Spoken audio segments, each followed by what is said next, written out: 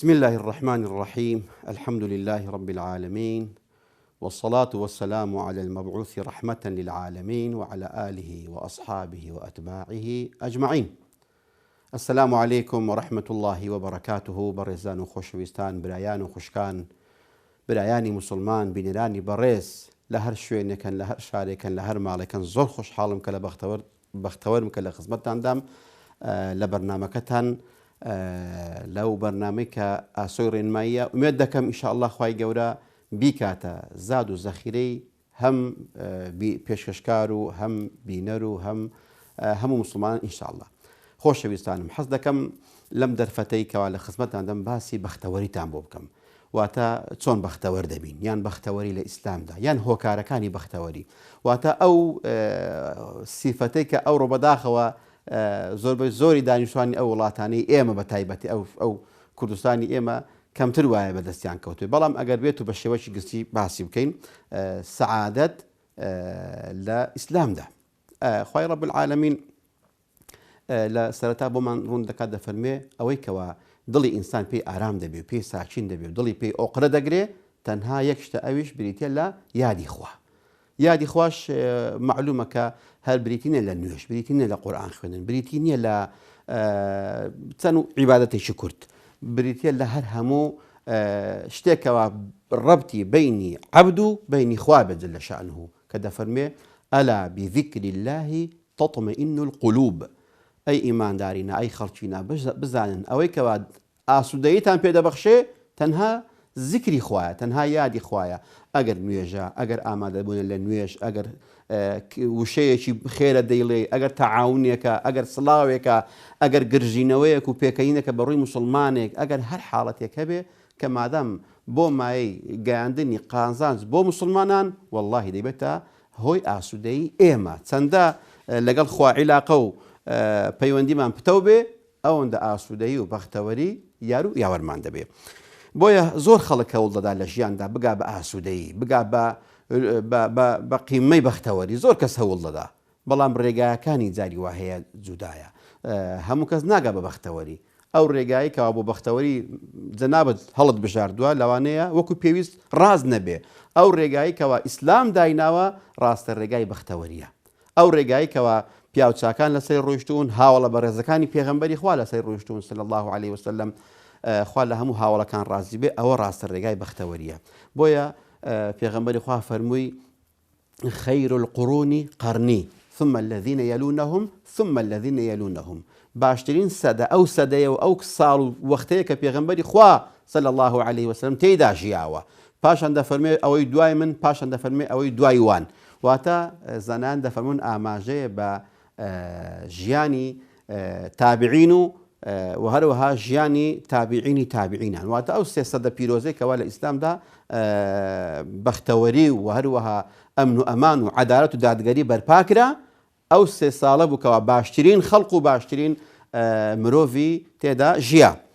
بۆیە بەڕێزان، خوای ڕەب العالەمین وەکو نسیحەتێک، وەکو تەنبیهێک بۆ باوەڕداران دەفەرمێ، ئەوانەی کەوا بەندەی خوان دەفەرمێ قل يا عبادي الذين أسرفوا على أنفسهم لا تقنطوا من رحمة الله.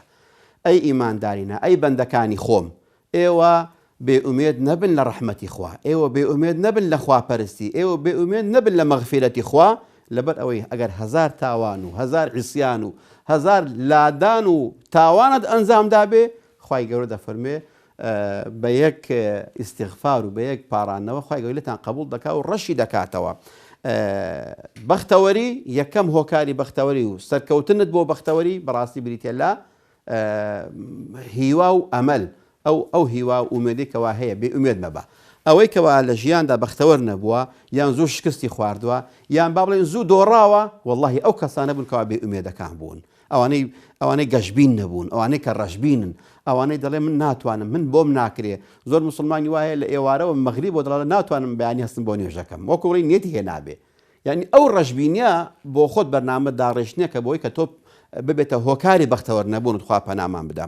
بۆیە خوای گەورە دەفەرمێ ئەوانەی کەوا بێ ئومێد دەبن بێ باوەڕەکانن. إنه لا ييأس من روح الله إلا القوم الكافرون. ئەوەی کەوا بێ ئومێدی و بێ هیوای و بێ ئەمەلی ڕووی تێدەکا وەڵڵاهی موسڵمان نییە. ئەدی چێیە؟ ئەو کەسانە کەوا بێ باوەڕەکانن خوا پەنامان بدا، ئەوانەی کەوا ئیمان و عەقیدەکەیان دۆڕاندووە، ئەوانەی کەوا لەسەر ڕاستە ڕێگای ئیسلام لایان داوە، ئەوانن بێ ئومێد و بێ هیوا.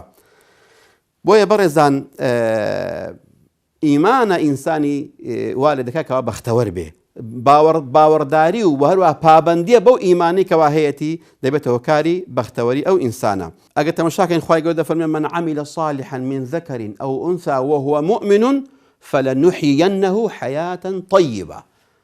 خوای گەورە پێمان دەفەرمێ ئەو کەسانەی کەوا کردەوەی چاک دەکەن، وەکو باسمان کردەوەی چاک زۆر زۆری هەیە، زۆر بواری هەیە، کردەوەی باشە دەکەن، بەڵام لەو باشێ دەبێت نیەتت خوا بێ. ئاگادار بە $1000 و 1000 تومەن و 1000 دینار و 1000 چ بەخشی ئەگە مەبەستێکت ڕیایی بێ ئیسفادەی تۆی نابێ.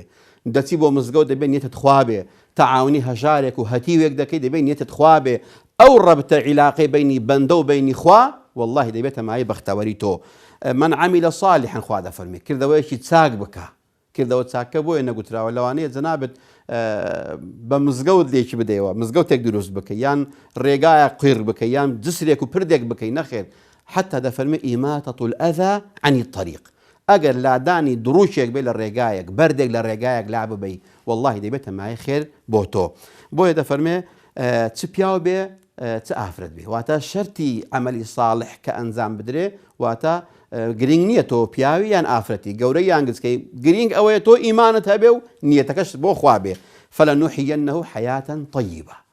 ئەو ئیماندارەی کەوا کردەوەی چاک دەکا، ئەگەر ئافرەتە یان پیاوە یان شووی کردووە یان هاوسەرداری کردو ژنی هێناوە، ئەوە گرنگ نییە. تەنها ئەوەندەیە گرنگە کە ئینسانی ئیماندار بزانێ بەختەوەری و ئاسوودەیی بە عەمەلی ساڵحەوەیە. ئەو عەمەلە ساڵحەی ئەگەر کە دەفەرمێت تەبەسسومک فی وجهی ئەخیک صەدەقە، واللهی بەڕێزان جاری وا هەیە تەماشای هەندێک ئیمانداران دەکەی لەبەر گرژی و لەبەر نێوچەوان تێکنان و لەبەر عاجزی و غەمباری دەڵێ دەبێت حاڵەتێک ڕوویدا بێت چ بێ نەمزانی بێ، بەڵام هیچیش نییە. سلاوی دەکەی هەر ناگرژێتەوە، سوحبەتی بۆ دەکەی هەر پێ ناکەنێ، دوو قسەی خۆشی بۆ دەکەی هەر نێوچەوانی گرژە. ناوەڵە پێغەمبەری خوا دەفەرمێ چۆن نوێش سەدەقەیە، ڕۆژ و سەدەقەیە، زەکات سەدەقەیە، واللهی گرژینەوەیە کە پارەی تێناچێ واللهی سەدەقەیە. بۆ لەبەر ئەوەی بەرامبەرەکەت خۆشی دەکات ئیدخال السرور في قلب المؤمن. پێغەمبەری خوا دەفەرمێ هەواڵێکی خۆش بخێنە دڵی باوەڕداران واللهی خێرت دەگاتێ، ئەگەر ئەو هەواڵە خۆشە بە ڕووگەشیەکەوە بێ، بە گرژینەوەیەک بێ. پێغەمبەری خوا دەفەرمێ صلی الله عليه وسلم 4 من السعادة. چوار هۆکار هەیە، چوار کار هەیە، چوار کار هەیە لە بەختەوەریە. یەکەم دەفەرمێ المرأة الصالحة، پیاوێکی ئیماندار ئافرەتێکی ساڵحە بێنێ، واللهی هۆکاری بەختەوەریە. چەند ساڵح بی، چەند ئیماندار بی، بەڵام حاشە لە حوزور، حاشە لە ئیمانداران ئەگەر هاوسەرەکەی چ پیاو بێ ژنەکەی خراپ بێ، چ ئافرەت بێ پیاوەکەی خراپ بێ، لەگەڵ ڕێز و حورمەتم بۆ هەموو لایەکی. واتە ئەگەر کەسێک پابەندی حەدیثەکەی پێغەمبەری خوا نەبوو دەفەرمێ ئیذا ئەتاکم من تەرضەونە دینەه وخلقه فزەویجوه. چۆن کچەکەت بەختەوەر دەکەی برا بەڕێزەکەم، ئەگەر مارەی زۆر بێ، نەفەقەی زۆر بێ، خانووی سەربەخۆی هەبێ، نەوەڵا تەنها دوو مەرجی هەیە، ئەو دوو مەرجە بە پێوەر بگرە، ئەویش دین و ئەخلاقی زاوایەکەتە. ئەگەر دین و ئەخلاقی هەبوو کچەکەت بەختەوەر دەبێت، ئەگەر دین و ئەخلاقی نەبوو مارەی زۆر بێ، پێشەکی زۆر بێ، خان و سارەی باشی بۆ بکردرێ، واللهی بەختەوەری بۆ شتانەوە نییە. ماڵی زۆر جاری وها دەبێتە مای سەرخواردن، خوا پەنامان بدە. یەکەم لەوان دەفەرمێ هاوسەرێکی ساڵح، پیاو ژنێکی چاکێ بێ یان ژن پیاوێکی چاکێ بێ. وهروە دەفەرمێ والمەسکەن الواسع والجار الواسع والدار الصالح، خانوویەکی فەڕاح، ئەو خانووە فەڕاحە بریتێ لە خواپەرستی، بریتێ لە شوێنێک کە تۆ تێدا مرتاح بووی، وهروە دراوسەیەکی باشت هەبێ. وهروە دەفەرمێ والمەرکەب الهەنی، ئەگەر کەسێکەوە ئۆتۆمبیلی هەیە وەختی خۆی ئەسپوماین هەبووە، ئێستا گە سیارەیەکی باشە بێ، هۆکاری بەختەوەریە. بەڵام بەختەوەری سەرەکی ئەوە بەختەوەری مادیاتە، بەختەوەری سەرەکی ئەوەیە کە ئینسان ڕەبط و عیلاقە لەگەڵ پەروەردگارەکەی خۆی هەبێ. ئیمامی ئیبن قەییمی جەوزی ڕەحمەتی خوای لێبێ دەفەرموێ سەعادەت سێ شتان دەستە بەردەکرێ.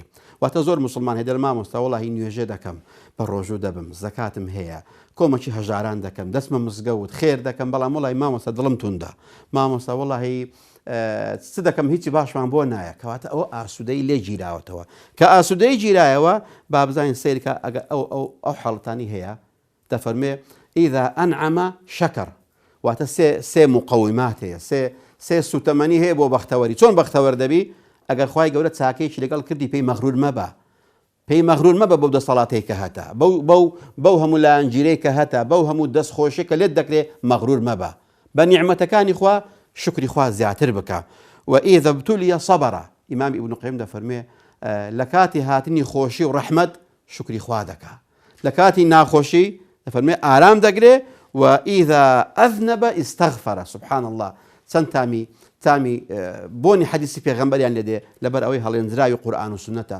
قسەی ئیمامی ئیبن قەییم ڕەحمەتی خوای لێبێ ئەگەر ئینسانی ئیمانداریش با نوێژی زۆر بێ با ڕۆژی زۆر بێ باوەکو با بڵین مامۆستایەکی گەورە بێ زانایەکی گەورە بێ با دەسەڵاتدارێک بێ طبعا مادەم ئینسان بوو تاوانیش دەکا ئەوەی کەوا تاوانی کرد دەفەرمێ ئەگەر لە دوای تاوانەکەی ئیستیغفارێکی گوت واللهی دەبێتە بەختەوەر دەبێ تۆ هەر گوناح دەکەی بەڵام وأتبع السيئة الحسنة تمحوها وخالق الناس بخلق حسن پێغەمبەری خوا دەفەرمێ صلی الله عليه وسلم ئەی ئینسان تۆ کە گوناهێکت کرد لەناو خەڵکی خۆی پێ هەڵمەدەوە خۆی پێ بامەدە نەچی لەناو گەنج و برادەرەکان و هاوڕێیەکانت خۆتی پێ فەرز بکەی بڵێ وەڵام من ئەوهام کردو ئەوهام گوتووە دەبێ وا بکەیکەوە بەو گوناهە استیغفارێک بکەیت بڵێ خوایە ئەوڕۆ کە بەهۆی سەرقاڵیمەوە بەهۆی مەغروریمەوە بەهۆی دووربوونم لە تۆ تووشی ئەو گوناهە بم خوایە بمبورە خوایە بمبەخشە دەبێ ئینسانی ئیماندار بزانێت دەرگای خوای گەورە شەو ڕۆژ 24 ساعت کراوەیە بۆ چێ بۆ ئەو ئیماندارێک کە بە ڕۆژ گوناه دەکا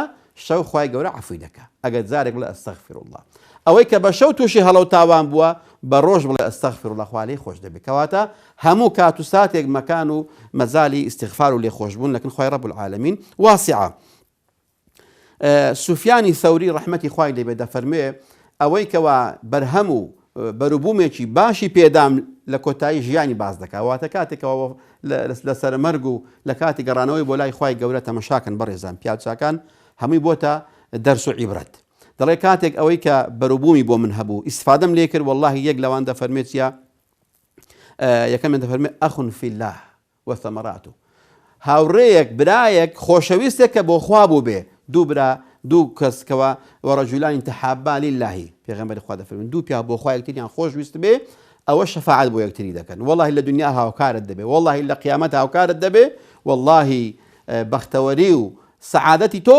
بەواسطەی هاوڕێیەکانتە وەکو دەفەرمێ المەرء على دین خەلیلیه خەڵک لەسەر پەیڕۆ و پرۆگرامی برایەکەی خۆیەتی ئاگادار بە تۆی نوێژ خوێن و ڕۆژوگر و پیاوچاک و ئەهلی مزگەوت ئەگەر مؤەیدی خەڵکێکی لاڕێ و خەڵکێکی بێدین و خەڵکێکی ناملتەزیم بووی واللهی لەگەوان حەشر دەکرێت واللهی بە ئاهیوانەوە دەستێ برا بەڕێزەکەم و هەروە دەفەرمێ دووەمشی دەفەرمێ وەڕزق حەلال کاتێکەوە زۆر بازرگانمان هەیە زۆر کەسمان هەیە کەسابەت دەکا وا تێدەگا ئەگەر ماڵی زۆر کۆکردەوە بەختەوەر دەبێ بەڵام بەداخەوە ئیمامی سوفیانی ثەوری دەفەرمێ ئەو ماڵە کەمەی کە لە حەلاڵ پەیدام کرد واللهی بەروبوومەکەی ئێستاشە لە بەرەوەی پێی نەخۆش ناکەوی کچەکەت پێی ساڵحە دەبێ کوڕەکەت پێی مۆفەق دەبێ واللهی تەئسیر دەکات لە ئیمتیحاناتی ئەو قوتابیەکانیشمان بۆیە زۆر بەڕێز تەلەفۆنم بۆ دەکەن دەن مامۆستا کێشەمان زۆرە کێشەی عایلیمان زۆرە دەڵم پیاوەکەت چکار دەکات خوشکەکەم بۆ نمونە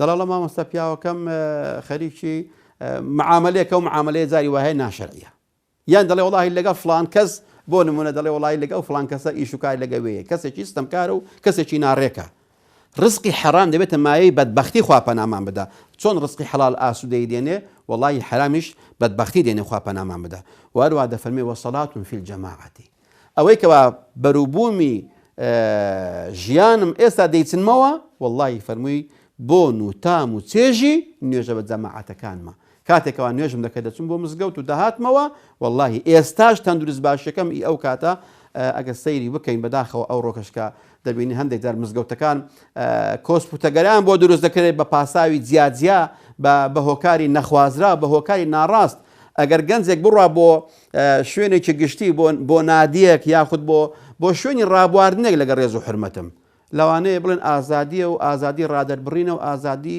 تاکە کەسیە بەڵام ئەگە بچێ بۆ مزگەوت بەهۆی ڤایرۆسێک بەهۆی با بڵێن وتارێک بەهۆی هەر مانعێک زۆرە بۆیە خوای گەورە دەفەرمێ ومن ئەظلەم ممن منع مەساجد الله ئەن یوذکەر فیها اسمه چێ لەو کەسە زاڵمترە کە ماڵی خوا قەدەغە بکە.